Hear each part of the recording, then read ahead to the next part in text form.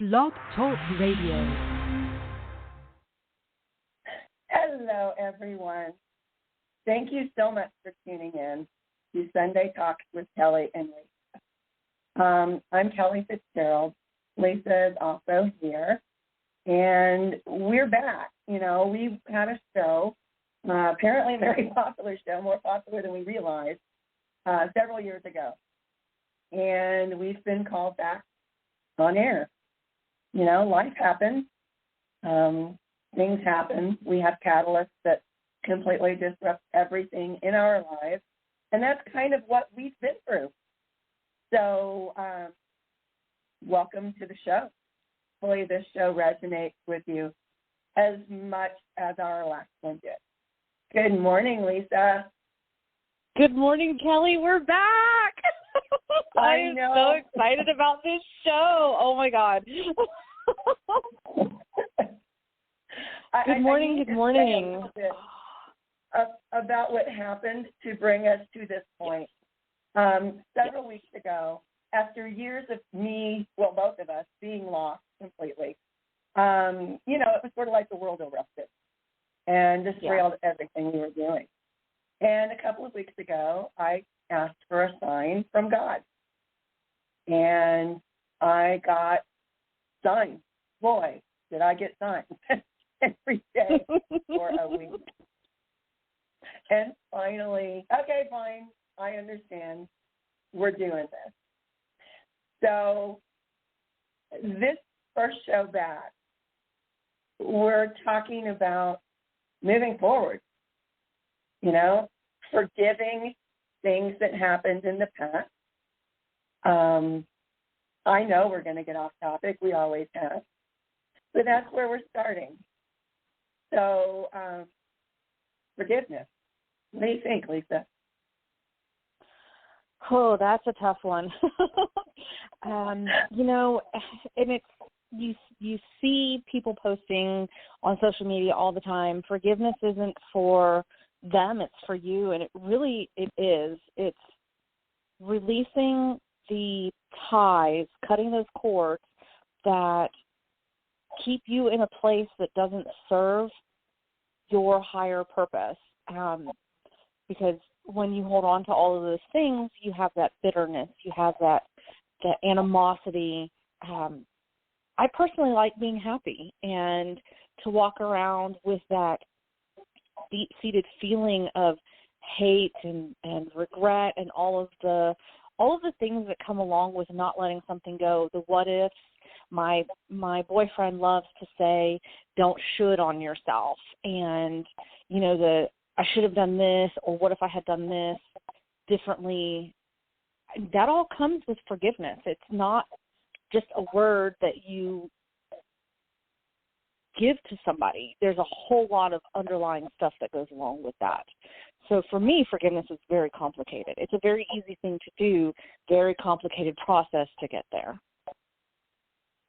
I think when people talk about forgiveness, and I know I have been guilty of this myself, it seems to be, at least for me, easier for me to say I forgive someone else for a situation or something that happened than to forgive myself. And I think, definitely. You know, no matter what happened or what you've been through or who did what to whom when, you know, it really, I think forgiveness for ourselves is where we need to start. And so often that's the part we leave out. And then we wonder why we keep replaying things over and over and over in our heads. And it's because we haven't forgiven ourselves. You know, I am an empath, and I internalize everything. And I can feel people that I love, my friends, my family, I feel them when something isn't right. And I have been internalizing not only my own feelings, but those of other people as well.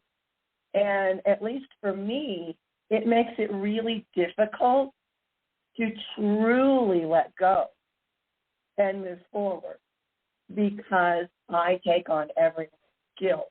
You know, if someone makes a mistake, and I suffer for it, saying, well, this person made a mistake. I say, what did I do to cause their mistake? And I'm not alone in that. I know many, many people, if not most of us, do that same thing. Unless you're a narcissist, and then you don't. But most people, especially those who have been on a spiritual journey, do internalize those things and they try to make everything their fault. And I think that goes back to, we can't forgive ourselves because we don't believe we're worthy of forgiveness. And, we have talked about that kind of stuff, so many times in the past. And it's we keep circling back. And it's not only us, it's, the world is circling around right now. And, forgiveness is huge.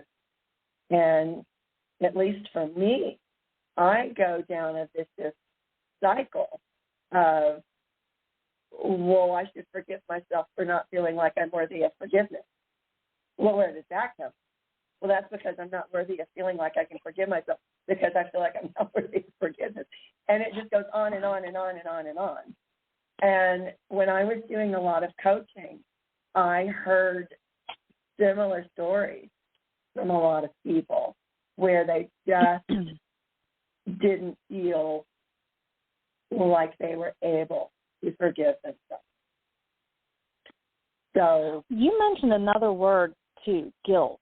I think a lot of it also comes from feeling guilty that we feel okay for hurting somebody or for being the cause of somebody's pain, and that we're not supposed to, move on. I'm supposed to still feel guilty for something that happened 15 years ago, or, that there's something not right with feeling good and being okay with what happened in the past and focusing on the present to, move forward and have a better future.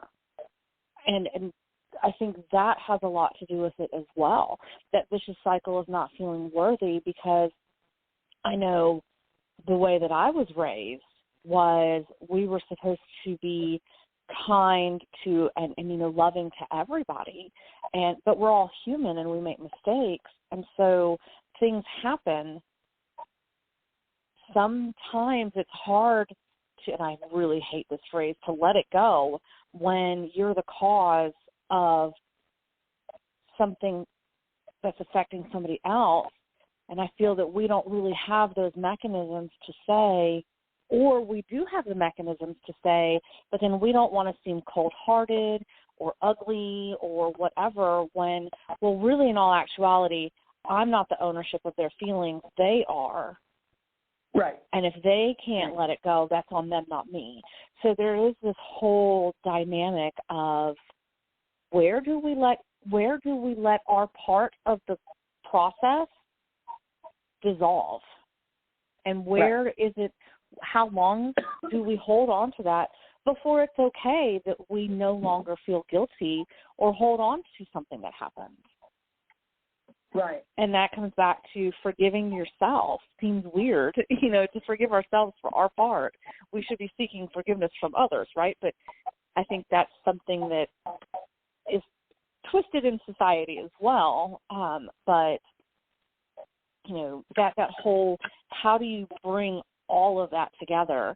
The cycle of I'm not worthy, but it's never cut and dry, right? Like, you can be okay with it, and then something will trigger you in 5 days and be like, oh my God, I can't believe I did that to that person so long ago. Right. Shadow work. And and there's a lot of shadow work that people don't do. I think a lot of people honestly do not understand what we mean when we talk about doing shadow work. And, maybe that's something that those of us who are teaching spirituality need to do a better job of, because you really have to, go there. If something, and we all feel it, we might try to ignore it, but we feel that lump in our chest or in our stomach or wherever it manifests, and we know when we're not addressing an issue.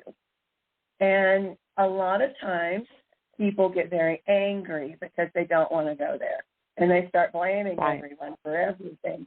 And eventually that's going to manifest in health issues. I know several people right now who are just consumed with anger and hostility and vindictiveness. And none of those things are healthy. We all feel those things from time to time. But when you're really feeling, and there have been a couple of times I went through a very ugly divorce, and he'd been cheating for many years. And I was just really internalizing a lot. And because I wasn't able, he wasn't willing to listen to what I had to say, I just internalized everything. And it festered until one day Mount St. Kellie's erupted. And it was ugly. It was very, very ugly. And I was very ashamed of myself. And when I sat down and looked at that, I realized I hadn't addressed what I was feeling. So when we talk about shadow work, we're talking about going into those very, very, very uncomfortable parts of yourself. You know, we aren't taught how to do that in this country. In other countries, that's discussed, but not here.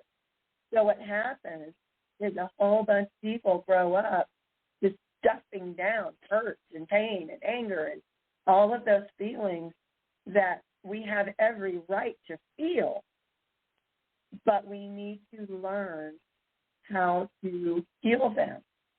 We need to learn how to love those pieces of ourselves. And that is really something that should be taught. Fortunately, there are a number of people who are teaching people how to deal with those emotions. And I don't like the term negative emotions because I honestly don't feel that any emotion we feel is in and of itself negative. It all depends on what we do with those emotions. Yes. And as someone who has been to the very brink several times in the last 5 or 6 years, you know, that was really a huge thing for me. And one of those things that happened, I've heard it from coaching clients, and I didn't understand what they were talking about until I went through it myself. When you start unpacking, when you start unpacking how you're feeling and why you are feeling that, it's layers. It's like an onion. You peel back layer after layer after layer. And a lot of times that means you are walking into pain after pain after pain that you've stuffed down and not dealt with earlier in your life.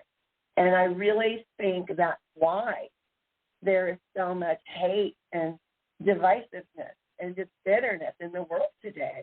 I think it's a whole bunch of people, generations of people who were taught it was better to stuff down your feelings rather than feel them. And truly, you do need to feel them to heal them. So what do you think about that? I know that was a lot.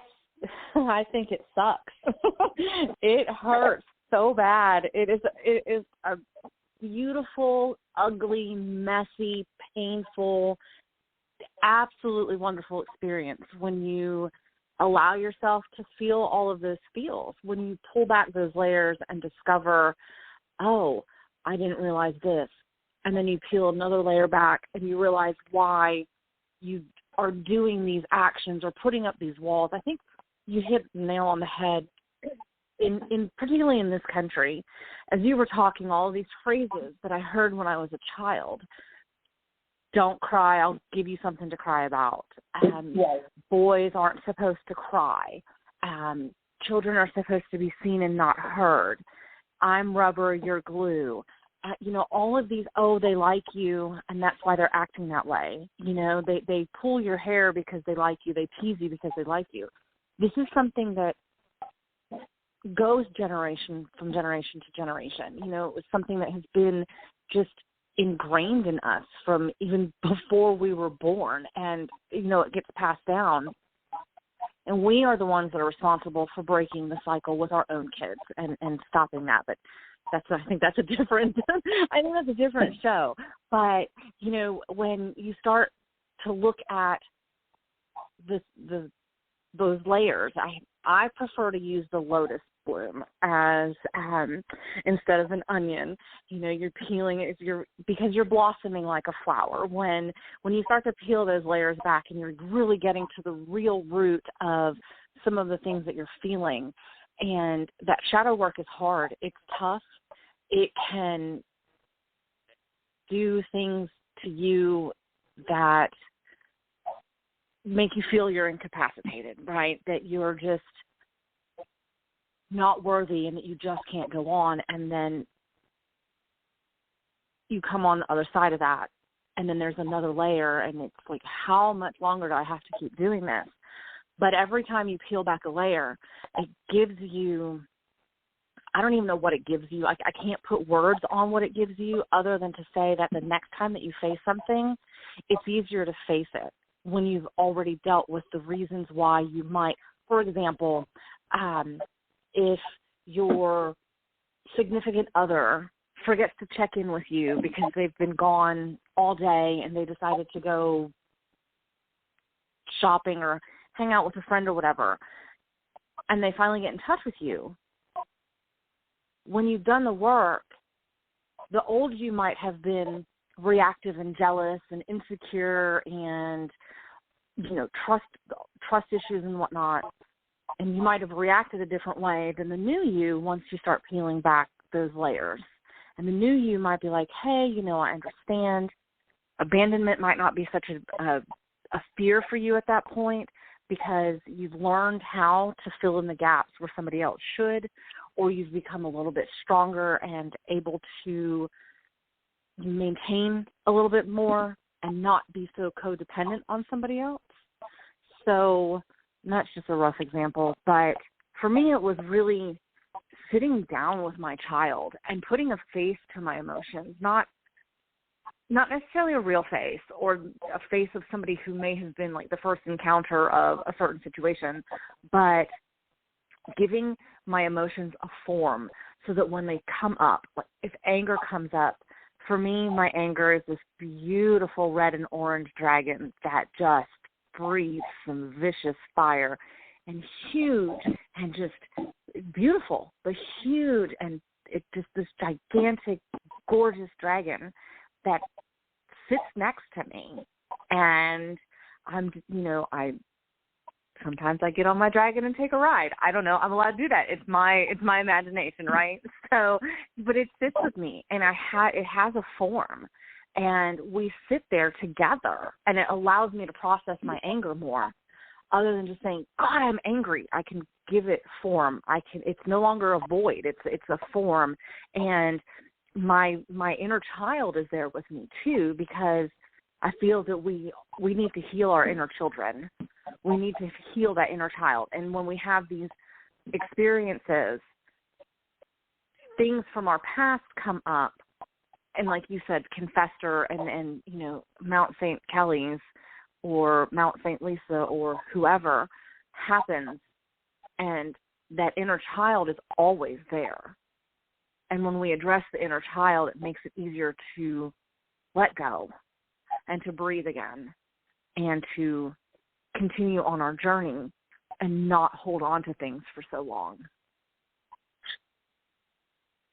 I feel like I did a lot of rambling there.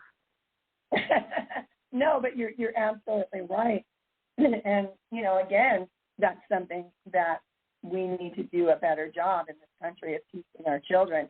And yet, when you were talking, it's interesting. My grandson and you have the same anger dragon. It's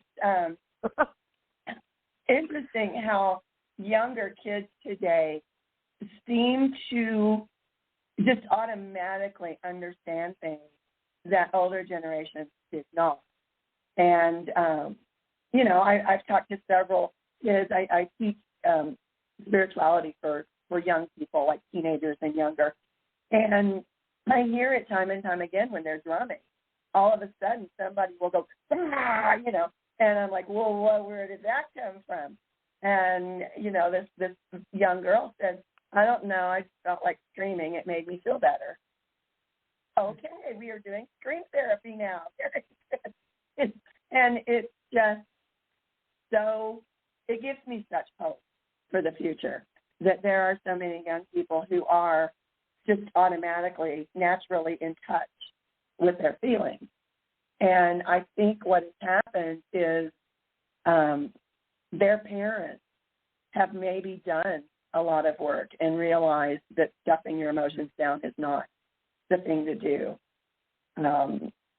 At least with some of the people. Now I teach spirituality, so if a parent is going to bring their child to a coach for young people's spirituality, it kind of tells you that the kid might be more in touch with their emotions than other kids.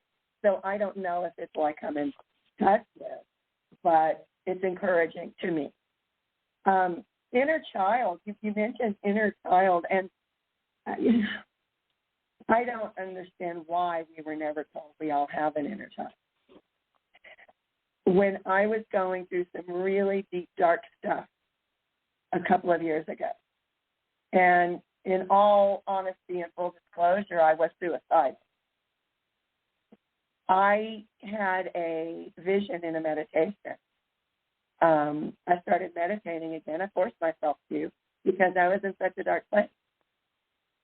And literally in a meditation, I had a vision of my inner child slapping me, saying, listen to what I have to say. And I hadn't realized, I started my spiritual journey in the early 80s. So for it to be, 2015, 2017, somewhere in that time frame, I guess it was 2017, and have my inner child, have that vision, I realized I had completely lost touch with who I am, completely lost my authenticity somewhere around 2016, 2017, 2018. I mean, really and truly, I was in a hell of my own making during those years. And instead of realizing that everything does happen for a reason, and instead of trying to find a perspective of what was going on that was at least hopeful, if not positive in nature, I chose to wallow in my despair and negativity. And I was in a very, very dark, and maybe on another show I'll give you some of the details. But that was my wake-up call, having that vision of my inner child literally slapping me. Like, hello, are you in there? And don't get to that point, people. Don't do that. Right. Stop yourself before then. But understand that if you do go into a very dark place, it's never too late to come back out of it and rediscover yourself. And honestly, the person I am now is not the same person I was before everything happened. And I think sometimes that's really scary for people. It was for me. When you're going through something and you realize things will never be the same, it's scary. And you just have to trust that you'll be okay, and trust that it's okay to feel those dark emotions. It's okay to sit in the dark for a little while, but don't unpack and live there. And I came very, very, very close to doing that myself with all of my training and all of my therapy and all of my therapeutic experiences. And I realized if something could hurt my soul that much, then people who have never had my experiences or my training or my, being brought up believing in celestial celestial beings and the universe and all of these things that I believe. Maybe that's where we've gone wrong as a society. How many prescriptions for medications for anxiety and depression and all of these things are written every year? I think a lot of it is because people have found themselves in a really dark place and they aren't quite sure how to move forward. They don't know how to put one foot in front of the other.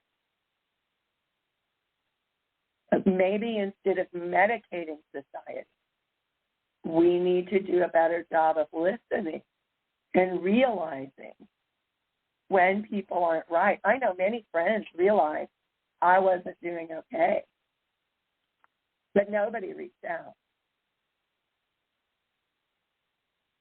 It wasn't until I started coming out of what I was going through that people said, oh, hey, you're doing better now, great.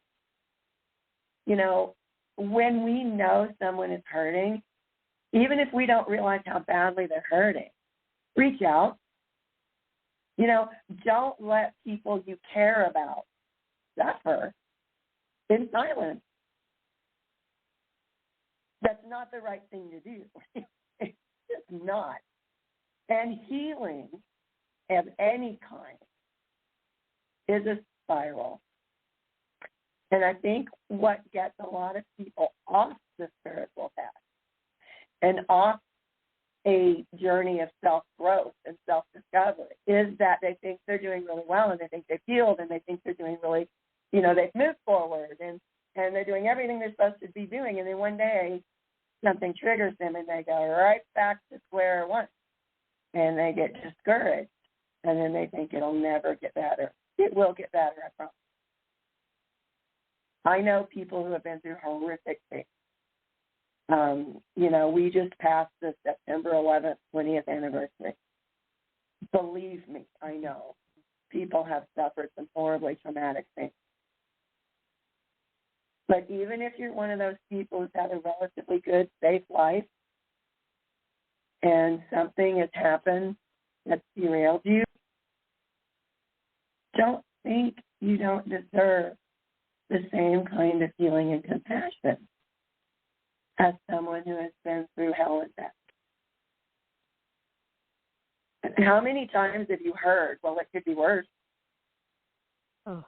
You know, we say things not realizing what we're telling people. And everyone is entitled to how they feel. And the key is, no matter what you're feeling, it's your feeling. You are entitled to feel how you feel.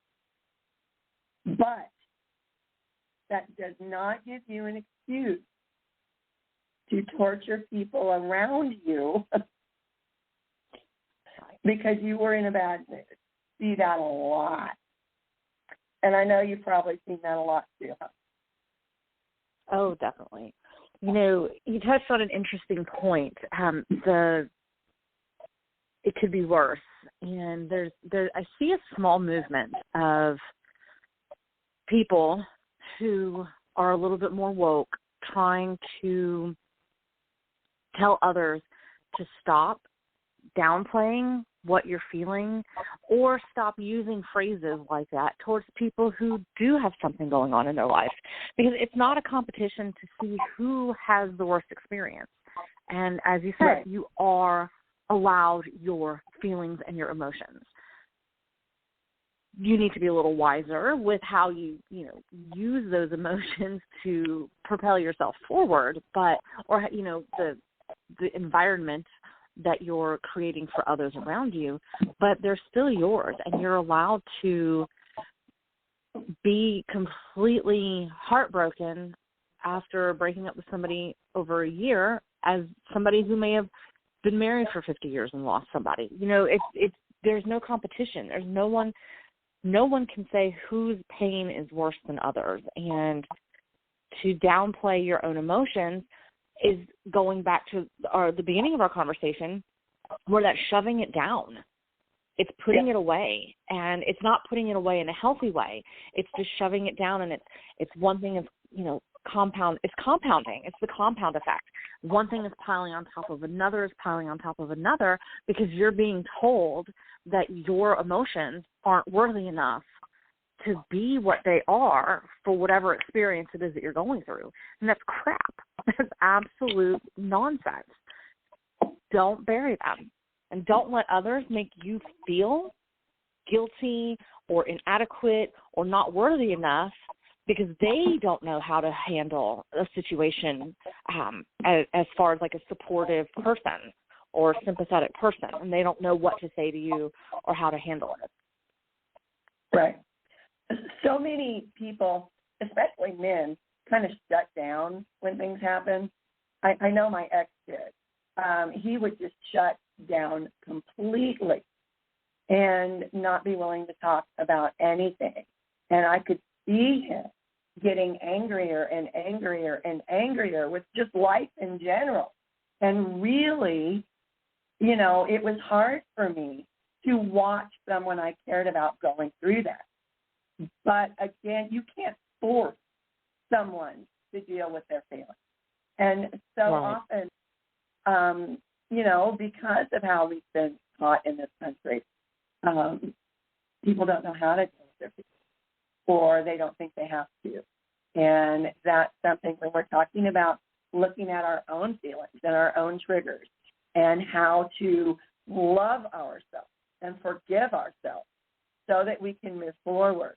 We need to also be mindful that just because we're growing and we're addressing issues doesn't mean we have the right to try and make someone else do the same.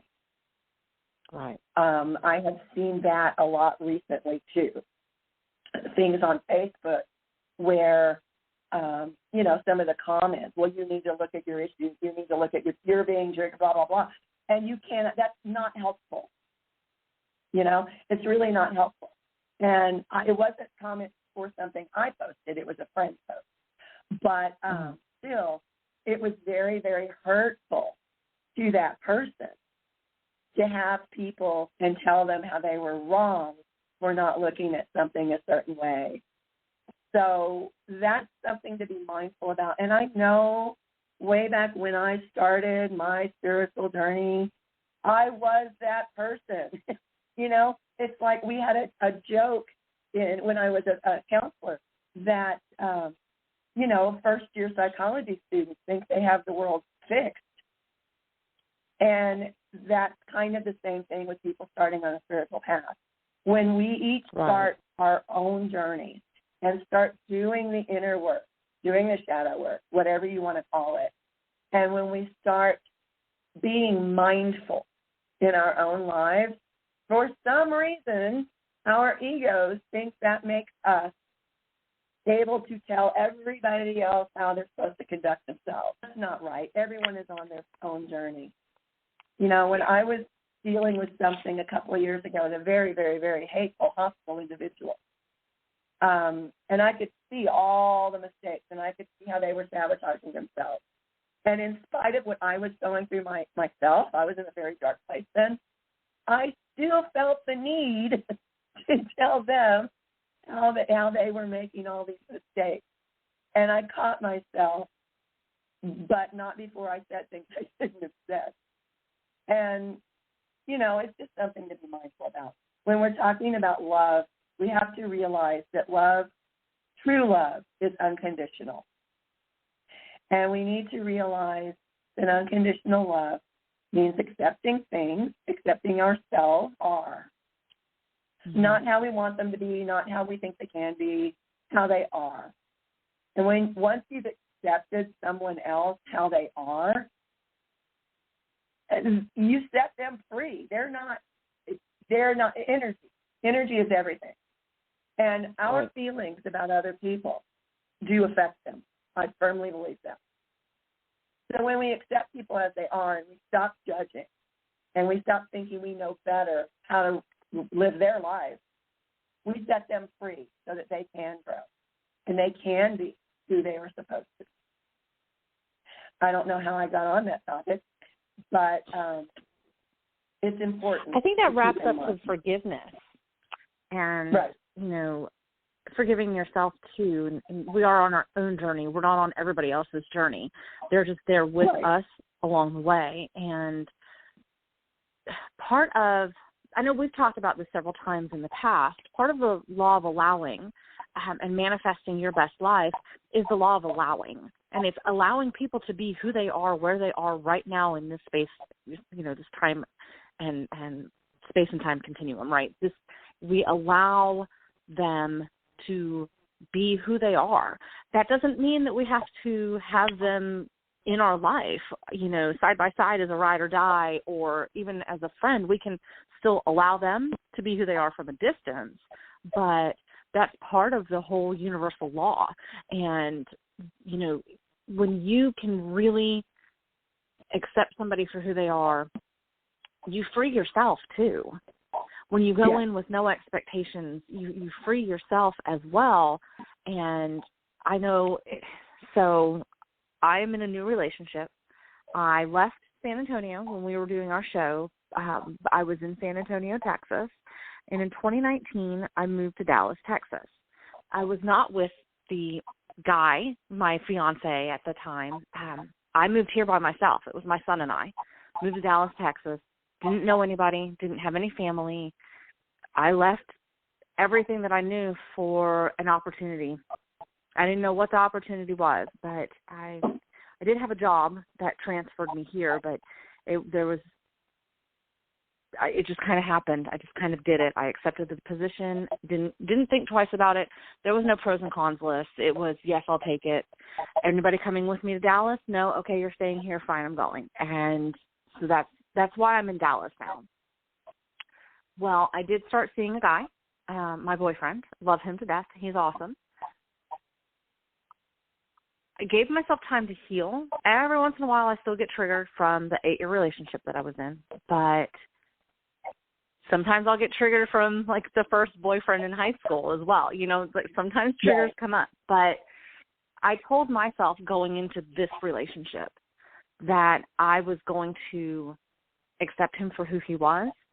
I was going to allow him to be who he was. I wasn't going to try to change him. I wasn't going to allow him to change me either. I am who I am. You got who I was almost from the very beginning of all of this. I haven't really changed a whole lot. He hasn't really changed a whole lot. We've grown spiritually. We have grown together and even separate. But those hardcore things about ourselves are still kind of there, you know, but we do see them. We confront them. One beautiful thing about this relationship is he does his own work as well. He sees things and he works on them. He meditates on them. All of the things that are amazing in a relationship, he brings to me, to this relationship. And I would like to think that I do the same for him.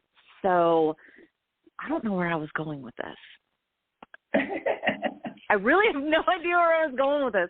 So, you know, that's how I'm in Dallas, and I'm in this beautiful relationship. That's what it was.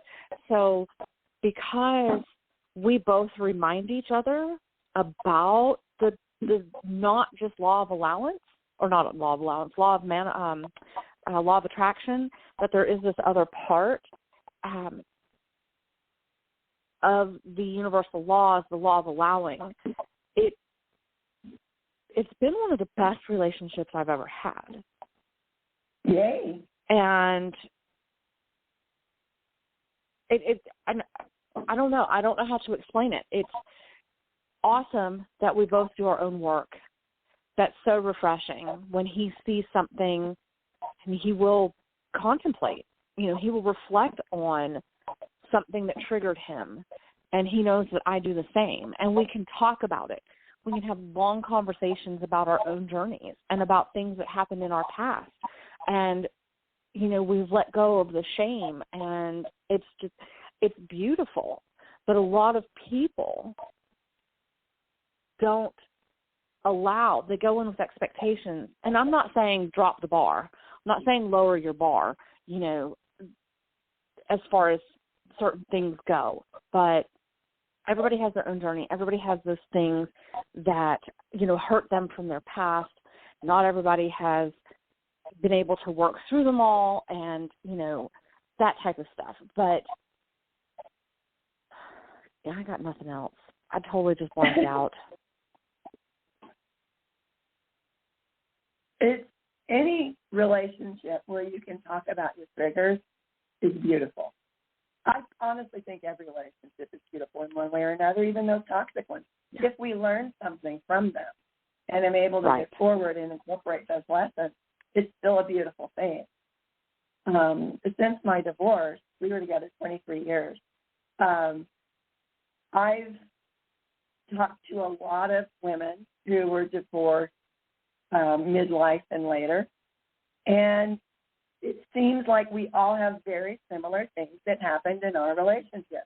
And it is so interesting to me that so many women were in relationships with men who could not communicate.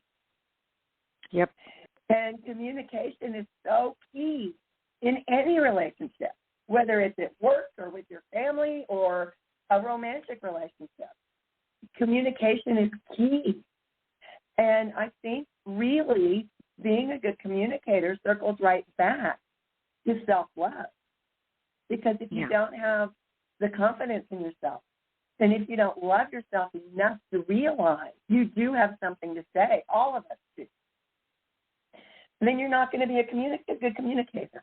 It takes confidence, and confidence comes from self-love and from realizing no matter where you are right now, if it's a good situation, if it's a bad situation, if it's move forward, It'll keep being good maybe. Yeah.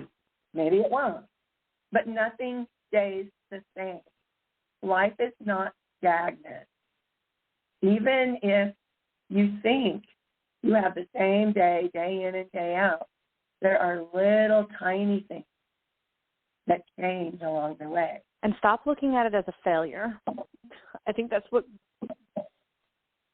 I know. When I was growing up, I was supposed to go to college, get married, have the kids, have the 2.5 kids and the dog and the cat and the white picket fence. And there was all of these expectations, the norm, and I'm air quoting because y'all can totally see that, but the norm of what's supposed to happen for women in society, right? And that stems from we need a man to take care of us. We need a husband to take care of us. And we're supposed to have children for the husband and, all of that stuff. And that's beautiful if that fits, if that's for you and that fits for you. That's absolutely beautiful. But it's not a failure if you have to walk away from something. And I think that's something else that with the letting go and the internalizing and the not being able to forgive ourselves, is we look at it as a failure. And so we hold on to that, and it doesn't allow us to move forward. It doesn't allow us to heal. We're going to move forward. It doesn't allow us to heal. Exactly. Exactly. It's life is a process. One of the things that I learned in the last several years is that life is a process and love is a choice. And people don't often look at love as being a choice. But even if it's a subconscious choice, it's still a choice. You can be in a wonderfully happy marriage, and one or the other of you make a choice that they want something different. Yep. And in speaking with other women who have been divorced, in their 50s, I will be 60 next month. I know, it sounds like a big number. I wish I were afraid of it. It's not. My grandmother was still going dancing in her 60s, so, I feel like it's good. But we choose how we feel. We can choose to be, feeling hateful and vindictive, or we can choose to be loving and forgiving. And I think when you put it that way, it kind of simplifies things for people. You want to have a good day, and, we have more responsibility, I think, than people think we do. There's this whole free will thing. And really, we should get into that on another show, free will versus Absolutely. fate. Because so many people think, well, everything is already predestined and blah, blah, blah, blah, blah. Well, then why do we have free will? You know, a wonderful psychic told me one time the advantage of being able to see the future is that you can change it. And I firmly believe that. But I really, we're winding down, about 10 minutes left, and I think this has been a fabulous first show back. At the risk of throwing something out there that we have not talked about, and again, this is something we need to talk about in the future. There are these things called angel numbers. Some people call them angel codes. Very, very simple. They do work if you believe they work.